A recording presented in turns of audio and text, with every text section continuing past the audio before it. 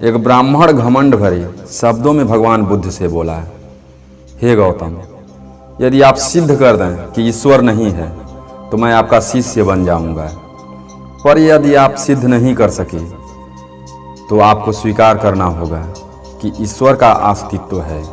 ब्राह्मण के स्वर में घमंड और अहंकार भरा चुनौती था।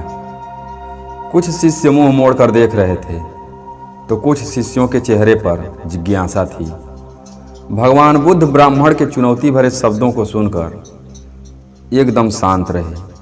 उन्होंने तुरंत बहस या अपमान से जवाब नहीं दिया। उन्होंने शांति से और करुणा भरे स्वर में समझाया कि सत्य को केवल मान्यताओं या शास्त्रों के आधार पर नहीं जाना जा सकता, बल्कि उसका स्वयं अनुभव करना आवश्यक है। दोस्तों, कभी कभी बच्चे अपने माता पिता की रोक टोक से नाराज हो जाते हैं, लेकिन यही रोक टोक उनकी सबसे बड़ी सुरक्षा होती है। एक बार की बात है, जंगल में एक शेर एक गाय के पीछे दौड़ पड़ा। गाय भागते भागते नदी के किनारे पहुंची और नदी में छलांग मार दी, लेकिन नदी के अंदर बहुत बड़ा दलदल था। गाय भी उसमें फंस गई और शेर भी। दोनों बाहर निकलने की कोशिश करने लगे। शाम ढल रही थी। गाय मुस्कुराने लगी। शेर गुस्से में बोला, तू हंस क्यों रही है?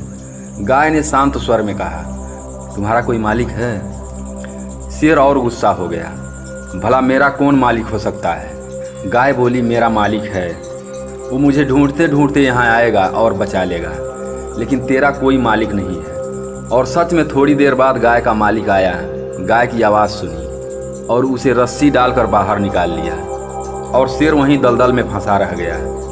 तो दोस्तों, याद रखिए, जिस तरह गाय को उसका मालिक बचा लेता है, वैसे ही माता पिता की रोक टोक हमें जीवन के खतरनाक दलदल से बचाती है।